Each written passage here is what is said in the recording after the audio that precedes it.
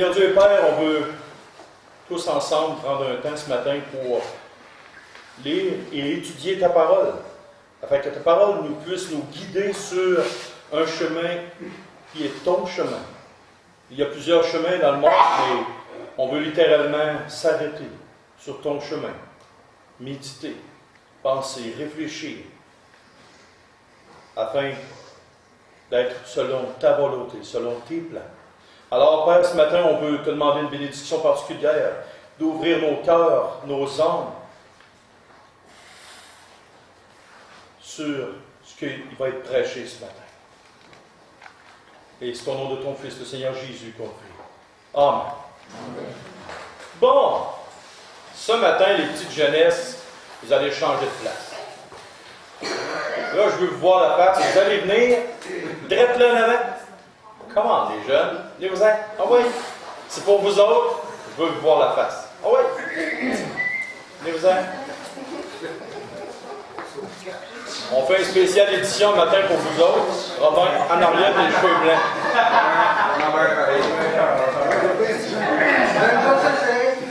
À un moment donné, tu feras ça avec les autres. Je fais ça avec les vieux. Ah, les vieux, tout le monde en avait. OK. Ce matin, écoutez, j'ai fait une spéciale édition. Avez-vous remarqué ce qui est sur le mur? En premier, c'est le supermarché de la foi.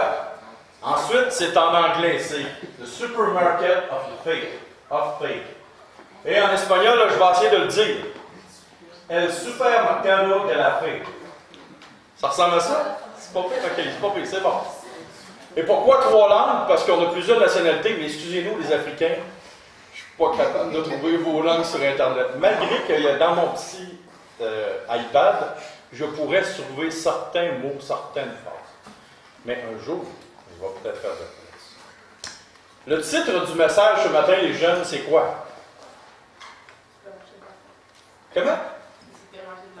Et voilà! Si vous me dites, je ne le sais pas, je sais pas, j'ai des grandes 3 langues, ça ne marche pas. OK! Vous savez, les jeunes, comme les vieux, souvent on s'en va, on rentre dans un supermarché. Qu'est-ce qu'on trouve dans un supermarché? Des restaurants, on trouve quoi aussi? On trouve toutes sortes d'affaires. On a, selon nos besoins, oui, c'est dans cette application-là, les jeunes ont le droit de poser des questions. OK. Vous autres, les adultes, non. Oui? La nourriture. On trouve des restaurants, de la nourriture, on trouve des souliers, on trouve toutes sortes de choses, des produits, des services. Est-ce que vous êtes d'accord avec ça? J'espère. Et là, on achète ce qu'on veut, comme on veut et quand on veut. Les adultes, est-ce que vous êtes d'accord avec ça? Et personne nous dit, mais plutôt que les jeunes, peut-être que vos parents vous disent, oh, non, on ne jette pas ça. Nous, les adultes, on sait bien une chose que si on achèterait tout ce qu'il y a au magasin pour les enfants, il faudrait être multimillionnaire. Parce qu'ils demandent tout le temps, ils demandent, mais ils n'ont pas conscience de comment ça coûte.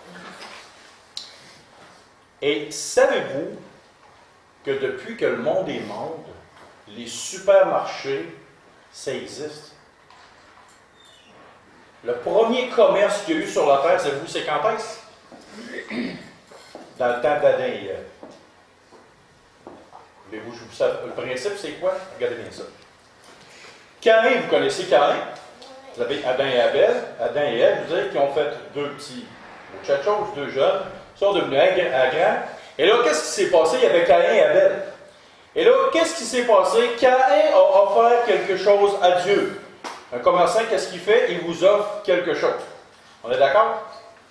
Et là, Dieu a dit, non, je refuse ton offre. OK? Et là, vous savez que les adultes, vous savez que c'est adapté pour les jeunes. Et là, Dieu a refusé son offre. Qu'est-ce qui est arrivé? Puis là, Abel, lui, il a offert quelque chose, un sacrifice. Et lui, Caïn, il a offert quelque chose qui venait de la terre.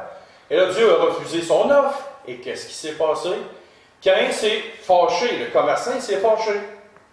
Et là, il s'est vengé sur la concurrence. Son frère Abel, il l'a fait mourir la concurrence. Ça, c'est la version adaptée pour Jean.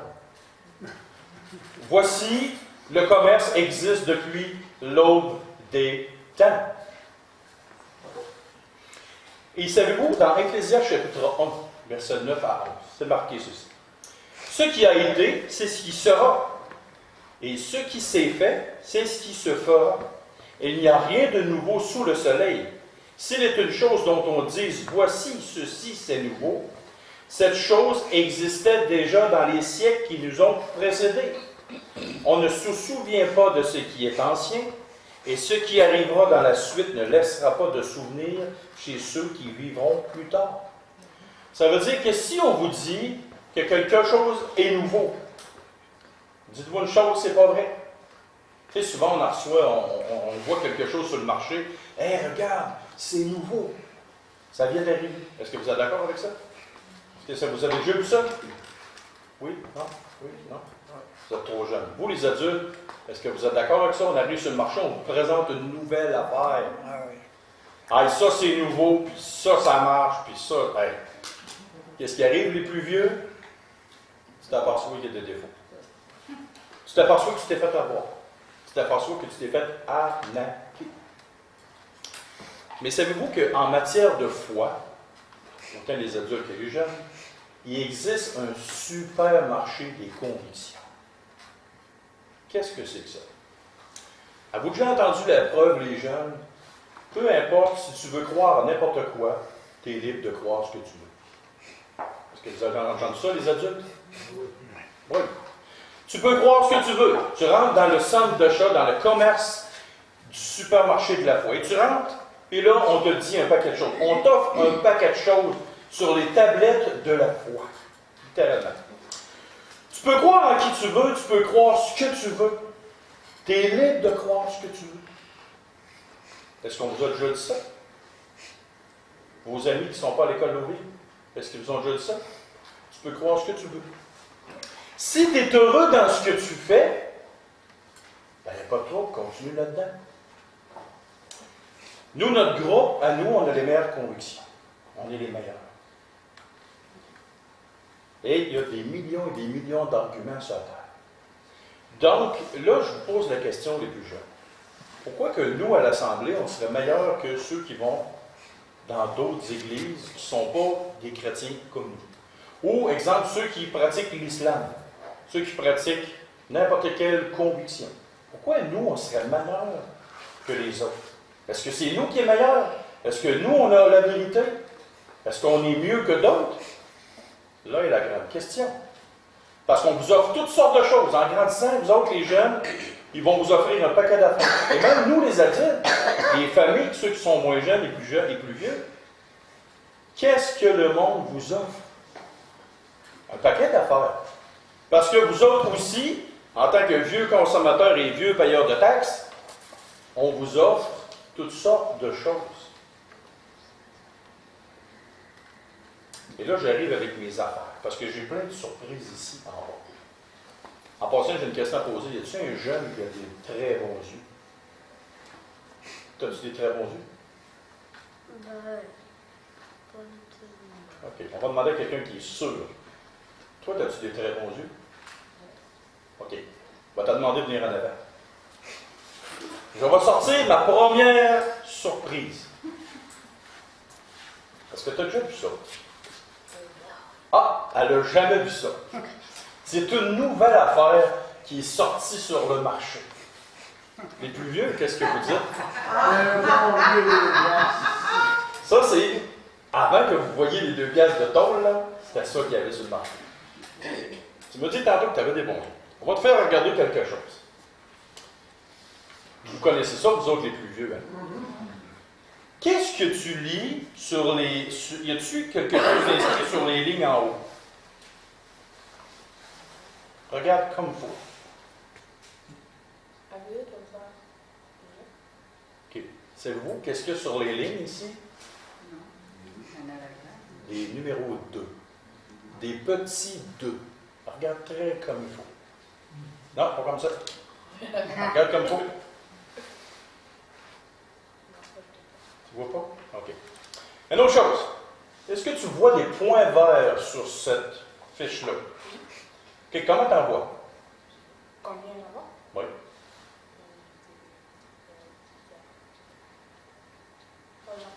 On en voit 4, qu'elle a dit. Est-ce que tu vois des oiseaux sur cette fiche-là? OK. Maintenant, je vais te redemander de regarder, mais à l'aide de la lumière du plafond. Comment vois-tu de points verts? Ah, beaucoup! Elle voit beaucoup de points verts. Est-ce que tu vois des oiseaux? T'es sûr? Regarde comme il faut. Tu ne vois pas? Qu'est-ce qu'il y a là, ici, au travers, ici, là? C'est un oiseau? Oui. Ah oui! Ah oui, elle vient de voir les oiseaux. OK, tu vas aller tasser. Et tantôt, vous allez comprendre pourquoi j'ai fait ce petit test-là avec elle. C'était une nouvelle chose qui vient d'arriver sur le marché. Et là, si je vous dirais, écoutez, les jeunes, ça, là, c'est les nouveaux 2 qui vont remplacer les dollars de tôle. Qu'est-ce que vous m'auriez dit? Ah ouais! Là, vous auriez parti avec ça à l'école, et là, vous aviez dit aux jeunes, hey, il y a des nouveaux 2 en papier qui vont sortir, qui vont remplacer. Hey, ça va être le fun, ça va être bien moins pesant dans nos poches. Et là, la rumeur, ça serait répandue partout dans toutes les écoles que les nouveaux 2 en papier viennent d'arriver sur le marché. Voyez-vous? Et à partir d'une personne, il y a quelqu'un qui vous aurait menti et que là, pouf, vous auriez fait avoir. Et retenez bien tantôt, au début, elle voyait 3-4 points. Quand elle a regardé à la lumière, elle a fait hey, il y avait bien plein des petits points verts. Et elle a vu des oiseaux. On continue. Savez-vous qu'au début, sur le supermarché de la foi des humains, il y avait quelque chose qui s'est passé. Tu sais, Abraham, là, ils se sont réunis ensemble. Et dans le temps d'Abraham, il y avait ça beaucoup. Mais les premiers humains, avant qu'Abraham arrive, ils ont construit une espèce de grande tour avec une ville autour. C'était le premier grand supermarché de la foi. Cette tour-là était bâtie pour adorer certaines divinités. C'est ce qu'on appelle en langage ancien des zigguras. Connaissez-vous ça, les zigguras? Y a-t-il quelqu'un dans la salle qui connaît c'est quoi les zigguras? Comme quand Abraham est parti de Ur en Chaldée, il y avait le dieu de la lune qui était là, le dieu Marduk, et il y avait des zigguras. La première ziggoura, le premier grand temple, il voulait se construire ça. Et là-dedans, tu pouvais croire à peu près tout ce que tu voulais. Après ça, qu'est-ce qu'il y a eu sur le marché de la foi? Il y a eu les Égyptiens. Qui connaît les Égyptiens? Vous connaissez ça, les Égyptiens. Combien, selon vous, y avait-il de dieux en Égypte? 4-5? Y en a-tu quelqu'un qui veut relancer? 3-400. 4-5? Bon, bien, sur le marché de la foi, le supermarché de la foi, il y avait tout ça de faux dieux. J'ai un document ici. Tous les dieux de l'Égypte qui étaient... Hey, tu pouvais choisir celui-là que tu voulais. Il y en avait plein. Vous regarderez ça si vous voulez après, je vous le mets ici. OK? Il y avait ça. Ensuite de ça, après les Égyptiens, il y a eu les Cananéens. Tu sais, là, quand les enfants d'Israël sont rentrés, sont sortis du désert, là, ils sont rendus dans un pays, puis là, il dit, tu vas rentrer en Canaan. Est-ce que vous avez déjà entendu parler de ça? Vous avez déjà entendu parler de ça? OK. Dans le livre du Deutéronome, chapitre 18, versets 9 à 14, on n'ira pas lire, là. Ça, c'est la référence. Dieu avait dit aux enfants d'Israël, quand vous allez rentrer dans cette place-là, dans ce pays-là, là, vous n'apprendrez pas à imiter les abominations, des choses extrêmement graves que ces gens-là faisaient. Et qu'est-ce que ces gens-là faisaient? C'est encore une autre histoire de supermarché de la foi. Il y avait de l'astrologie, il y avait de la divination, il y avait toutes sortes de choses. Vous pourrez aller lire le passage. Et ça, c'était offert aux yeux de tout le monde. Voyez-vous? Ce qui s'est fait dans le passé, ce n'est pas quelque chose de nouveau ce qui arrive aujourd'hui. Aujourd'hui, il y a plein de choses qui vont vous être offertes. OK? Mais maintenant, dans ces choses-là,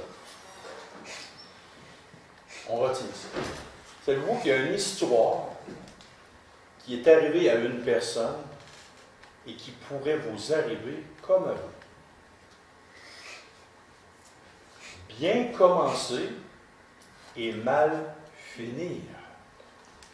Bien commencer. Vous commencez bien dans la foi.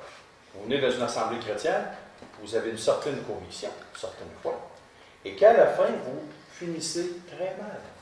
Et souvenez-vous du roi Salomon. Qui connaît un peu le roi Salomon dans la Bible? Au début, son cœur était tout entier à Dieu.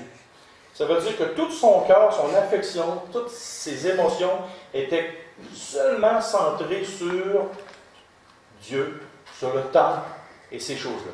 Et qu'est-ce qui s'est passé en chemin? Qu'est-ce qui s'est passé en chemin? Il a commencé à se marier avec différentes femmes de différents pays. Au début, c'était des alliances commerciales. Ah, ben, je vais marier ta fille si on fait une entente de paix, puis ci, puis ça. Là, à un moment donné, cette fille-là, elle était pas mal belle. Fait que là, il a commencé à l'aimer. Puis Salomon, il était pris avec un syndrome, ça s'appelle le syndrome, il y en avait deux. Le syndrome de l'amour, puis il y avait le syndrome de la beauté. Vous voyez une belle femme, elle appartient à qui, elle? OK, viens-t'en. Ah, je peux-tu faire une alliance avec elle, faire des choses avec, dans son pays? Savez-vous comment est-ce que Salomon avait de femmes? Comment? Puis combien de concubines? 300. As-tu pensé le nombre de belles-mères que ce gars-là avait? As-tu pensé la quantité de belles-mères que ce gars-là avait? Messieurs, ne tentez jamais ça. Oui, il y avait les femmes. La quantité de belles-mères en plus. Fait que tu te retrouves pas rien qu'avec 900 ou 1000. Tu ramasses avec 2000, madame. Mais à la fin de sa vie, il avait fait plein de choses. Il avait construit des temples d'idoles, tout ça. Mais sur le marché, le supermarché de la foi, ça y était offert. Nous aussi, ça peut nous arriver comme adultes. On peut bien commencer dans la foi, et là, on s'en va dans le supermarché de la foi, et là, on dérape. À différents niveaux. N'importe quel niveau. Maintenant, comment est-ce qu'on fait pour ne pas rentrer dans le supermarché de la foi? Là, vous allez me dire, ben là, tu y vas après que les heures d'ouverture. Ça ne marche pas de même. Le supermarché de la foi est toujours ouvert tout le temps. Tout le temps. Et comment est-ce qu'on va magasiner? Hey, aujourd'hui, là, qui a déjà acheté de quoi sur Internet? En ligne? Tu t'en vas en ligne, tu peux-tu y aller à 3 heures du matin? Tu peux aller à 3 heures du matin acheter quelque chose. Mais savez-vous que le supermarché de la foi, c'est la même affaire. Tu peux aller sur Internet et commencer à lire des choses. Moi, j'ai connu un gars. Un homme qui connaissait la Bible au maximum. Il est allé aux hommes ici. Il connaissait la Bible. C'était un homme qui aimait profondément Dieu. Aujourd'hui, le gars, il est allé sur le supermarché de la foi qui offre plein de choses. Il est allé sur Internet. Il a commencé à lire des choses. Si je vous le présenterais aujourd'hui, vous n'auriez jamais pensé que ce gars-là était en ligne droite pour devenir un pasteur. C'est rendu une histoire d'horreur, sa vie. Un point tel qu'il crache sur Dieu, qu'il crache sur Jésus, puis que la vie pour lui, c'est des folies épouvantables.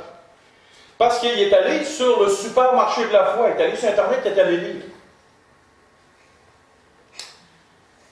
On va chasser un petit peu certains passages de la Bible que je vais vous lire. Le Seigneur Jésus a dit, « Entrez par la porte étroite, car large est la porte, spacieux est le chemin qui mène à la perdition. Et il y en a beaucoup qui entrent par là. » Ça, c'est dans Matthieu 7, 13. Jésus disait aux hommes, « Entre par la porte étroite. » Parce que le chemin là, qui mène à la perdition, qui va te perdre, là, il est très large, même plus large que ça. Il fait quasiment 360. Mais il y a un chemin, une ligne directrice. Et c'était qui? La porte.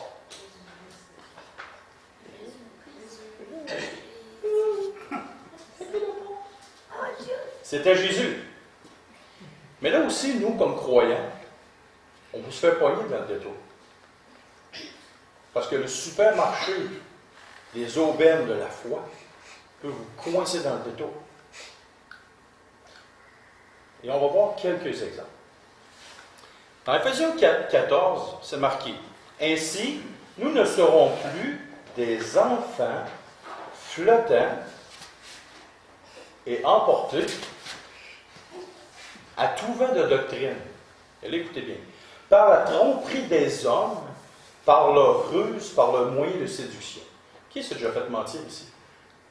Et moi, je connais un gars qui s'est fait mentir hier. Il s'est fait pogner par une ruse. Steve, il vient travailler chez nous. Et là, vous allez rire. Pas à peu près. Steve, il me regarde et dit, hey, yo. Non, il n'a pas fait ça. Il a dit, Steve. Il dit, James, ils ont fait un concours ensemble. Celui qui vide une brouette le plus vite possible. On faisait du pelletage de terre. Fait que là, Steve, j'ai dit, oui, c'est correct. On va faire un concours avec toi, Steve. Fait que là, Steve, j'ai dit, Steve, je vais commencer le premier. Parfait.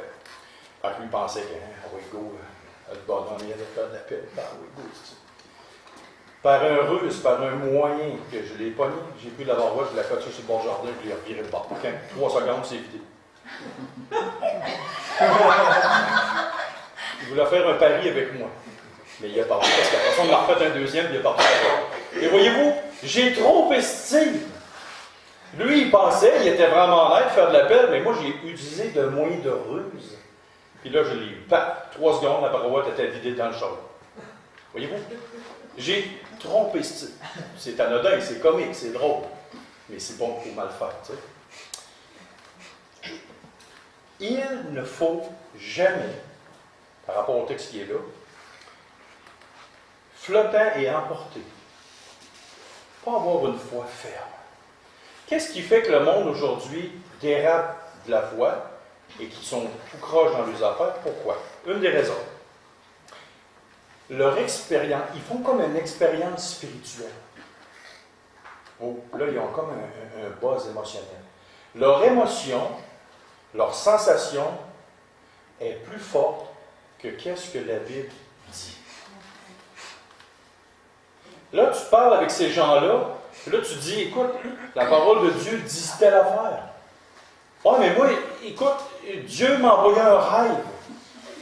Sache une chose, que Dieu n'envoyera jamais un rêve contraire à ce qui est dit là. Impossible. Parce que Dieu ne va pas se contredire. Dieu ne dit pas blanc, il dit noir après. C'est impossible. Ah ben moi, là, j'ai le sentiment que tes émotions parlent plus fort qu'est-ce que la Bible va te dire. Donc, si tu te fies à tes émotions, à tes rêves, à tes sentiments, qu'est-ce qui se produit?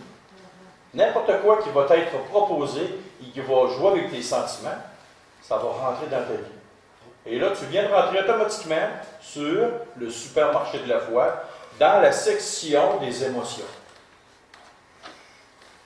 Section des émotions. OK? Il ne faut pas courir non plus avec après toutes sortes de convictions. Et si vous pensez que c'est anodin ce que je vous dis, là, je vais retourner dans mon autre place surprise.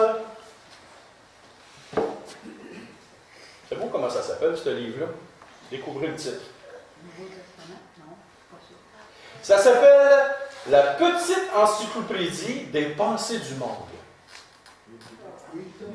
De la Grèce antique à Stonehenge. Vous pensez que les hommes ne sont pas très bons pour inventer des nouvelles philosophies, puis des pensées, puis des ci, puis des ça? Là-dedans, il n'y en a plus que 2000. Et puis, c'est juste une petite encyclopédie des pensées du monde. C'est un chrétien qui a répertorié le plus possible toutes les pensées que le monde pouvait avoir. Et là, après ça, quand la Bible a dit, fais attention pour ne pas être emporté, puis comme ils disent ça, ainsi nous ne serons plus des enfants flottants et emportés à tout vent de doctrine, par la tromperie des hommes, par leur ruse dans les moyens de séduction. Vous pensez que les hommes ne sont pas imaginatifs? Imaginez-vous, ça c'est une petite encyclopédie des pensées de ce que le monde peut penser. Donc, et il y a même un autre livre qui est écrit, ça s'appelle Les ruses de Satan. Ça, c'est un pasteur qui a écrit ça. Et ces deux livres-là, excusez-moi, ces deux livres-là concernent beaucoup de pensées dans le monde. Fait que tous les gens qui croient à ces choses-là, qu'est-ce que le pasteur dénonce? Bien, ces gens-là sont emportés. Fait que tous ces gens-là qui croient ça sont rentrés dans un espèce de supermarché qui leur offre tout ce qu'ils veulent avoir. Est-ce que vous avez compris ça? Faites attention à ce que le monde vous dise et faites attention aux pensées que vous pouvez avoir. Et rien de nouveau sous le soleil. Ce que vous pourrez vous imaginer, il y en a d'autres qui ont déjà essayé d'imaginer ça, puis qui ont rentré sur le supermarché. Avez-vous bien compris ce que je viens de dire là? Super.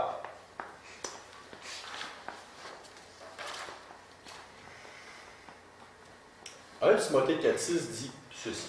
En exposant ces choses aux frères, tu seras un bon ministre de Jésus-Christ, nourri des paroles de la foi et de la bonne doctrine que tu as exactement suivie. Qui a déjà fait une recette ici? Vous autres, les plus vieux, qui a déjà fait une recette? Qu'est-ce qui arrive si ils vous disent de mettre 2 œufs et vous n'en mettez pas? Ça ne marchera pas. Tu as fait du pain dernièrement? Tu n'as pas mis de levure dans ton pain? Ah, elle me dit ça n'aura pas marché. Pourquoi? Parce qu'elle n'aurait pas suivi exactement la recette. Mais pourquoi que ça ne marche pas? Parce qu'il y a dans une recette de la composition chimique. Un aliment entraîne un autre aliment à donner une saveur quelconque. Et la Bible dit quelque chose ici. Tu seras un bon ministre de Jésus-Christ, nourri des paroles de la foi. Donc, la recette de ta vie, il faut que tu te nourrisses avec ça ici. Mais si tu te nourris de ça et tu ne la suis pas exactement, que va-t-il te donner de la recette de ta vie?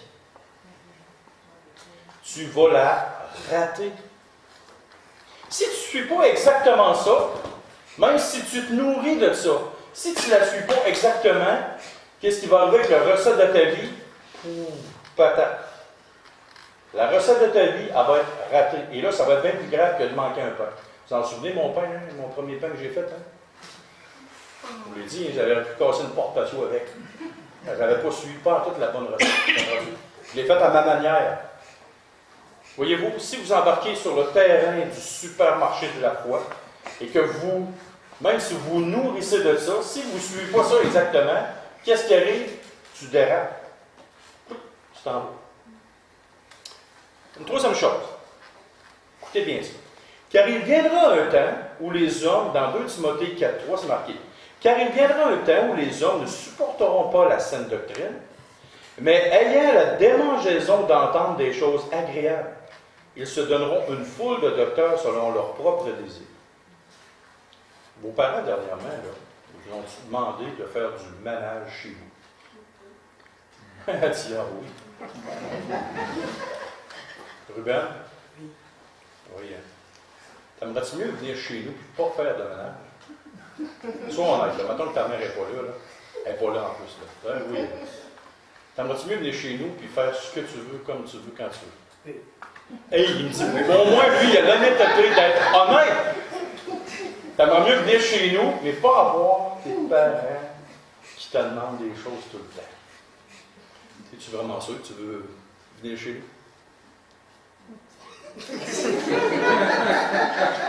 Tu connais pas la petite madame qui est en arrière qui est malade? Oh. Tu es bien chez nous. Tu es vraiment. OK? Ça, c'était pas dans la prédication, c'était un petit affaire. OK? Avoir la démangeaison d'entendre juste des choses agréables. On n'aime pas entendre souvent des vérités qui nous touchent. On n'aime pas ça.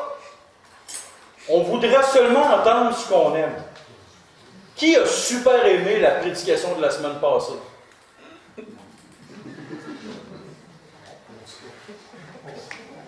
Et Jérémie, ils ont pas ça. Si vous aimeriez juste entendre des choses agréables, vous ne seriez pas ici.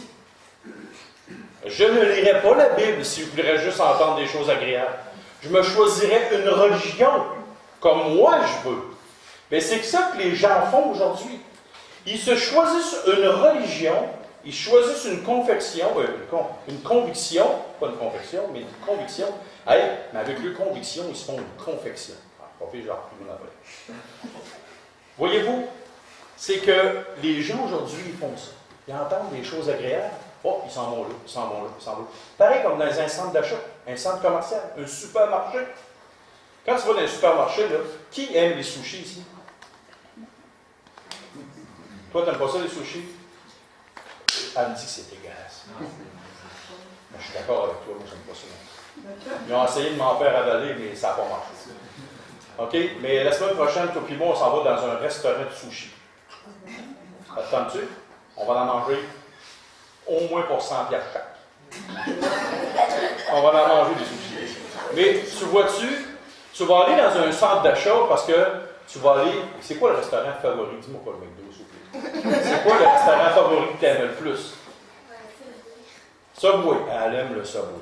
Fait que donc, tu n'iras pas manger du Subway, du sushi. Tu vas aller au Subway. OK? T'es d'accord? Fait qu'à midi, les parents, vous savez ce que vous allez faire. Vous allez chez Subway. Brice, prépare ton sou. Fait que là, vois-tu, dans un centre d'achat, tu choisis ce que tu veux. Mais avec la parole de Dieu, tu ne peux pas choisir ce que tu veux.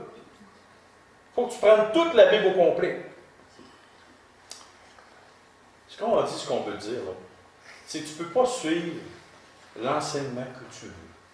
Tu ne peux pas aller te choisir les enseignements que tu veux. Il faut que tu restes sur le terrain de la parole de Dieu. Mais il y en a des gens qui font ça. OK? On continue.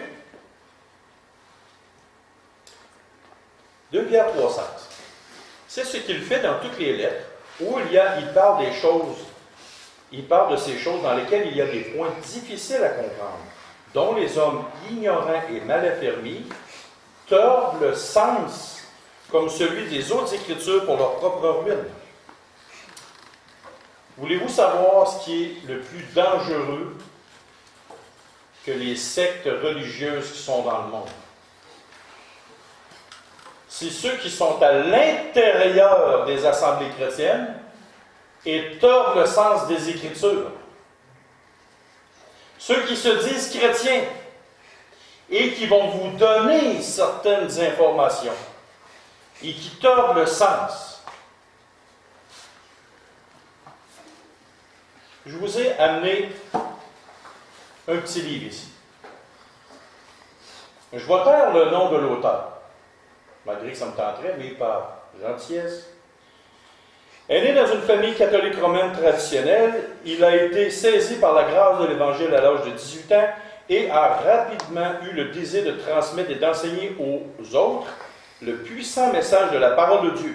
De 1982 à 1985, il a étudié la théologie à la faculté Jean Calvin, en Provence. Il est aujourd'hui à l'œuvre en tant que pasteur de l'Église. Il est également directeur de quelle autre chose? Oh. Et là, on a un titre ici qui s'appelle « Le solide fondement du salut ». Hey, bon, ça a l'air solide. Ce qui est très dangereux. Les titres, les livres vendus soit sur Internet, vendus chez choses, et là, si vous n'êtes pas nourri de la sainte parole de Dieu, ça vous tente que je vous lise 2 petits extraits très simples de ce livre-là? J'ai lu ce livre-là. Et ce livre-là est rempli de belles vérités. Et c'est vrai, je l'ai lu. Il est rempli de belles vérités. Mais je vous cite quelque chose. À la page 42, et c'est rempli de choses comme ça. Regardez bien ça. Page 42, ceci. J'ai marqué mal la page.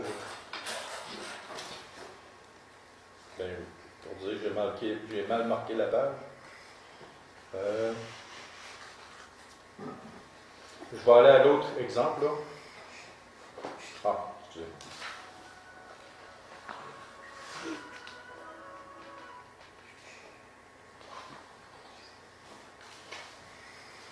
Excusez-moi.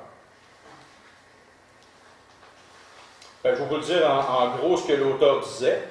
Il disait, dans le paragraphe, plein de choses qui étaient vraiment vraies, qui étaient vraiment belles. Et à la fin, l'auteur dit dans ce paragraphe-là, la grâce de Dieu est discriminatoire. Comment? La grâce de Dieu est discriminatoire. Ça veut dire que Dieu choisit certaines personnes qu'il va aimer plus que d'autres. Et pourtant, dans le même paragraphe, il a dit plein de belles choses, là.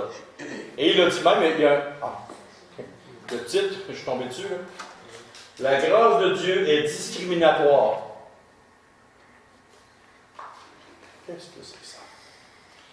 Ça veut dire que la grâce de Dieu, pourtant la parole de Dieu dit, car Dieu a tant aimé le monde.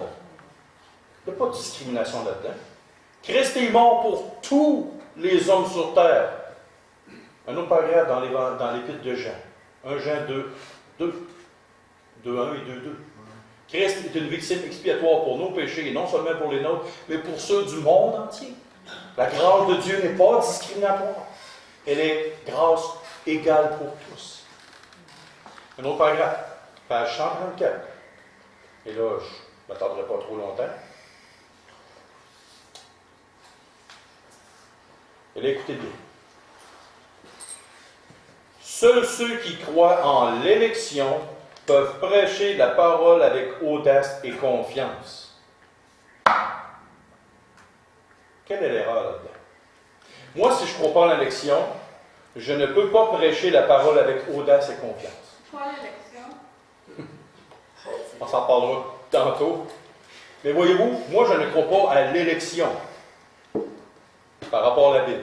Mais est-ce que ça m'empêche de prêcher avec audace, conviction et force la parole de Dieu? Non. Pourtant, je ne crois pas à l'élection. Voyez-vous, ce qui est le plus dangereux, c'est quand quelqu'un, et le livre ici, là, est rempli de choses comme ça. Rempli de choses comme ça. Un mélange de vérité au travers beaucoup de mensonges. Des fois, c'est une petite phrase. Des fois, c'est un petit point. Je vous le dis, les jeunes, comme les plus vieux, faites toujours attention à ce que vous lisez. Soit sur Internet, soit dans des livres qui sembleraient vous dire qu'ils sont chrétiens à 100%. Toujours faire attention. 2 Jean 1,9. Quiconque va plus loin et ne demeure pas dans la doctrine de Christ n'a point Dieu. Celui qui demeure dans cette doctrine a le Père et le Fils. Quiconque va plus loin et ne demeure pas. Si quelqu'un va plus loin que la doctrine, ce qui est dans sa parole, est-ce que ça marche? Si, mettons, vous faites une recette de pain et que vous aimez, je ne sais pas moi, l'odeur du café. Vous aimez ça. Et là, vous faites un pain au café, et là, la recette, ils vous disent tant de millilitres de café. Mais vous aimez ça, le café, et puis là, vous rajoutez une demi-tasse de café. Que va-t-il arriver? Ah, puis du café noir, hein? Pas de sucre, pas de lait, pas de crème. Vous choisissez ça dans votre pain. Quand vous allez pétrir, vous allez avoir tout que du succès. Hey, ça va être collant, puis ça ne sera vraiment pas bon. Voyez-vous, si on ne demeure pas dans la parole, si on ne reste pas, si on va plus loin, la recette de votre vie, encore une fois, va être scrap. Maintenant, j'ai d'autres surprises pour vous. Je suis allé dans ma boîte à vieillerie. Et j'ai sorti vraiment des vieilles affaires qui appartenaient à ma grand-mère avant qu'elle devienne chrétienne. Et là, je vais vous dire un mot sur le dessus. Ça, c'est un missel. C'est des vieilles affaires. Vieilles affaires. J'ai mis ça dans ma boîte à vieillir. Je ne m'en sers pas, mais ça, c'est un missel.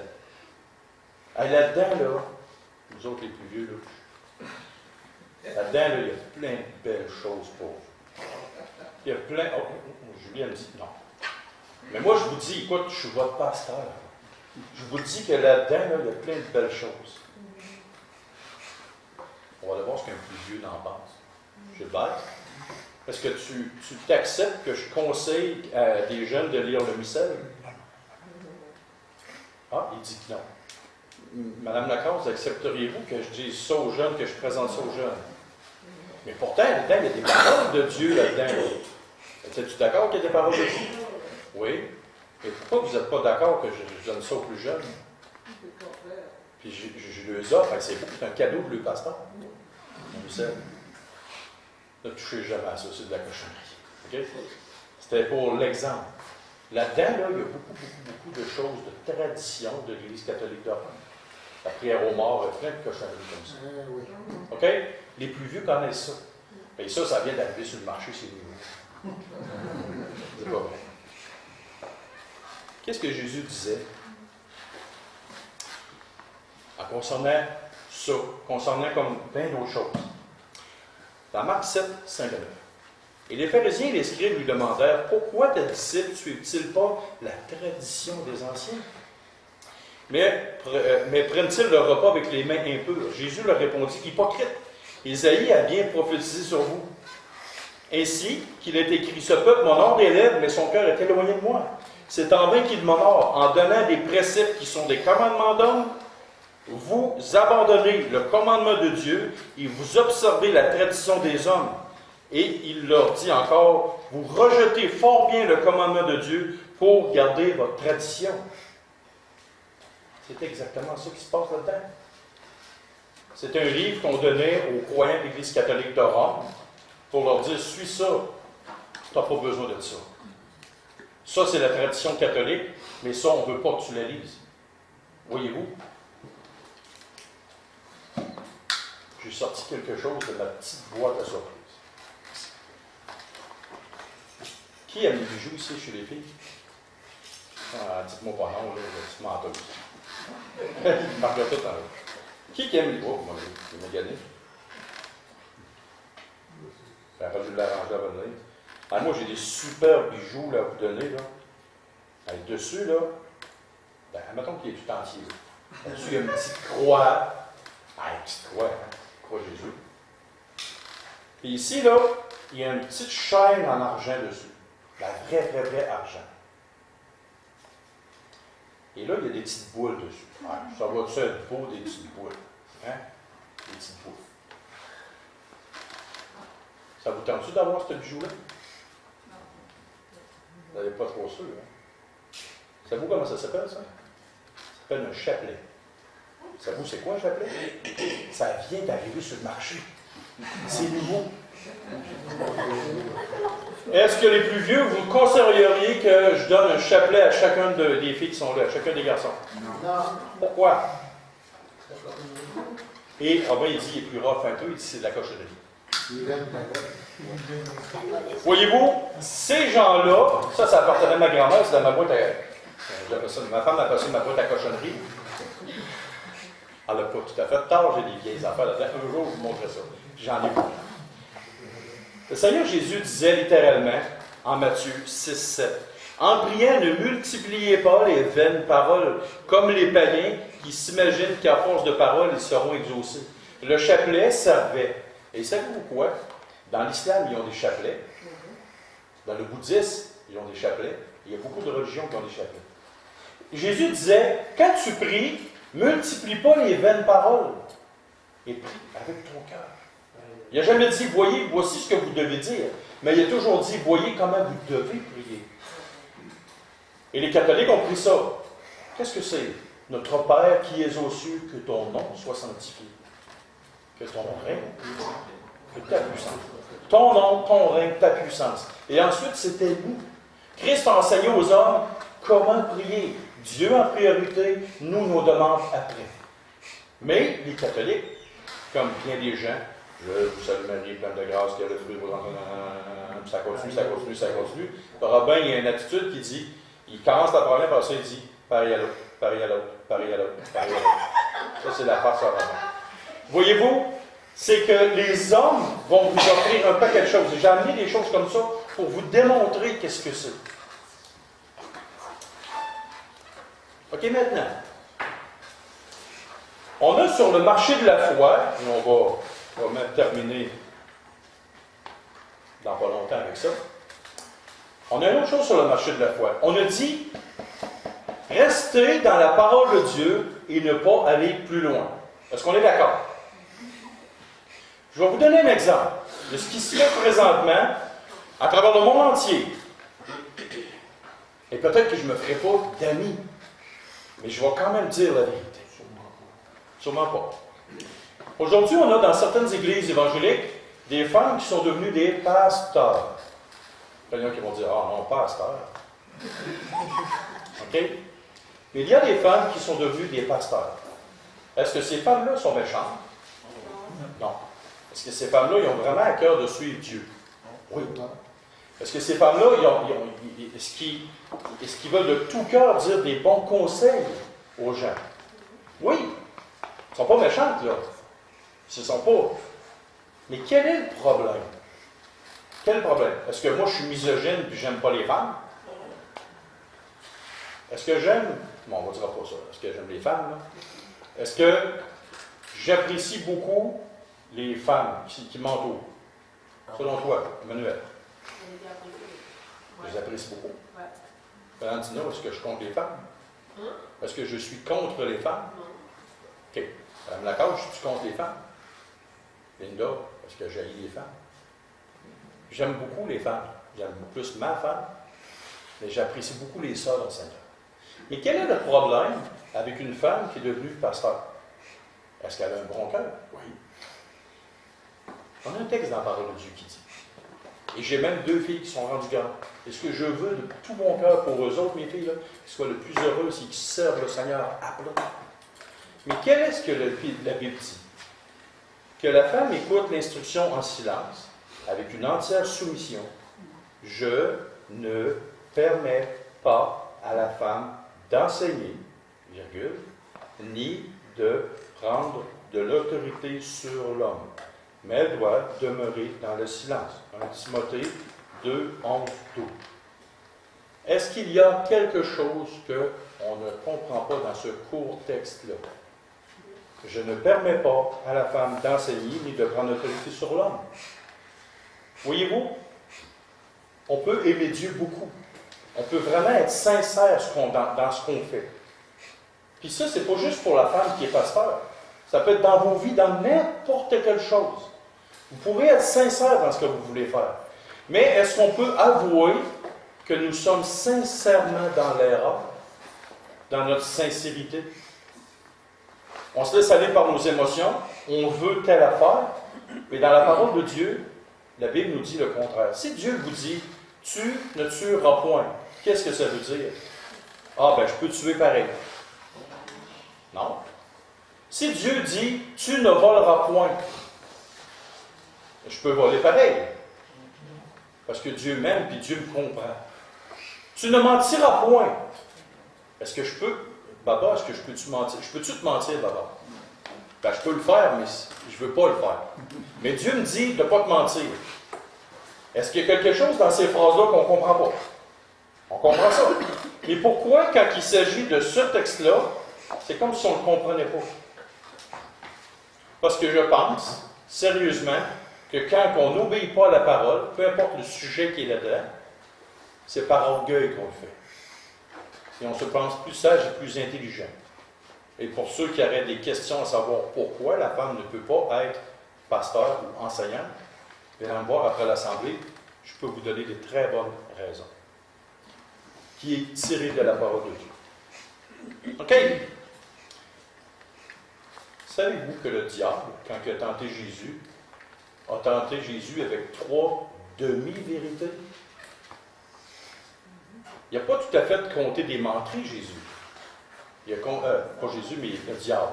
Le diable a compté 3 demi-mensonges, mais accompagnés de 3 demi-vérités. Fait que faites toujours attention à ce que vous pensez, à ce que vous lisez, parce que des fois, la vérité et le mensonge côtoient ensemble. Maintenant, en terminant, comment faire pour être sûr et certain de ne jamais se faire prendre par ces choses-là? Et on va terminer avec ça. Ça vous tente de savoir comment faire? OK. On va tourner dans 1 Jean 4.1. Je vais vous le tourner pour vous, là, si vous n'avez pas vu qu'on va manquer de temps. 1 Jean, chapitre 4. Et là, c'est comme s'il y avait une pancarte en avant du centre commercial, du supermarché de la foi, OK, qui vous indiquait ceci. Et cette pancarte-là, c'est marqué ces 3 versets-là dessus. 1 Jean 4, 1, 5 et 6. Bien-aimés, n'ajoutez pas foi à tout esprit, mais éprouvez les esprits pour savoir s'ils sont de Dieu. car plusieurs faux prophètes sont venus dans le monde. Ça veut dire que quand quelqu'un vous présente quelque chose, dis pas au bout de suite, que ce soit ton pasteur, que ce soit M. Lacasse qui enseigne, peu importe la personne, vos parents, n'importe qui. Ben, si votre mère, votre père, quoi, d'habitude, ils ne comptent pas devant vous. OK? Mais n'importe qui arrive à côté de vous, là, peut vous offrir quelque chose. Mais n'ajoutez pas foi à n'importe quoi. Quand les gens vous disent quoi, là, ils vont vous donner un truc tantôt. Verset 5. Eux, ils sont du monde. C'est pourquoi ils parlent d'après le monde, et le monde les écoute. Nous, nous sommes de Dieu. Celui qui connaît Dieu nous écoute. Celui qui n'est pas de Dieu ne nous écoute pas. C'est par là que nous connaissons l'esprit de la vérité et l'esprit de l'erreur. Il y a deux esprits dans le monde. L'esprit du mensonge, l'esprit de l'erreur, et l'esprit de la vérité. Où est l'esprit de la vérité? C'est le Saint-Esprit. Si vous avez accepté Christ comme votre sauveur personnel, il est en vous. Et, selon vous, quel outil le Saint-Esprit qui est en vous, si vous avez été sauvé, selon vous, quel outil le Saint-Esprit va-t-il utiliser pour vous montrer la vérité? Comment? Non. Il va se servir de la parole de Dieu pour vous montrer la vérité. Littéralement. OK? Et là, ici, j'ai plein de textes ici que je vais vous lire en rafale. Quelques-uns. OK? On va vous en citer deux, parce qu'on va le temps. Acte 17, 11. Ces Juifs avaient des sentiments plus nobles que ceux des Thessaloniques. Ils reçurent la parole avec beaucoup d'empressement et ils examinaient chaque jour les Écritures pour voir si ce qu'on leur disait était exact. Chaque jour, ils regardaient. Quand les gens leur arrivaient avec une information, à toutes les fois, ils prenaient la parole de Dieu et ils allaient vérifier dedans. Tout est là d'un bout à l'autre. Peu importe ce qu'on va vous offrir, allez toujours voir les Écritures pour voir si ce qu'on vous dit, c'est exact. Comprenez-vous ça? C'est quoi je viens de dire? Ah, c'est ça. Si on dit quelque chose, va vérifier dans la parole de Dieu. Et si vous ne savez pas la place, qu'est-ce que vous devriez faire? Voir le pasteur? Et si le pasteur se fait frapper demain matin dans le chemin, qu'est-ce que tu vas faire? Chercher toi-même. Tu vas chercher toi-même. Donc, il faut que tu t'équipes. Parce que c'est pas ton père, ta mère, puis le pasteur s'en vont dans une conférence, puis ils se font tuer. Qu'est-ce qui arrive? Ah, le père est pasteur. Le papa n'est pas là, le pasteur n'est pas là. Puis moi, dans le cas des filles, si le pasteur se fait frapper, il y a le père avec. Fait que là, ils sont tués. Donc, il faut que vous soyez équipés. Vous-même. Il faut que vous appreniez à vous équiper. OK? Un juif nommé Apollos, originaire d'Alexandrie, homme éloquent et versé dans les Écritures, vint à Éphèse. Un petit peu plus loin, dans Acte 18-28, car il réfutait vivement les Juifs en public, démontrant par les Écritures que Jésus est le Christ. Voyez-vous, les Écritures, les Écritures, les Écritures. Et c'est votre seul et unique moyen de ne pas vous faire embarquer sur quoi?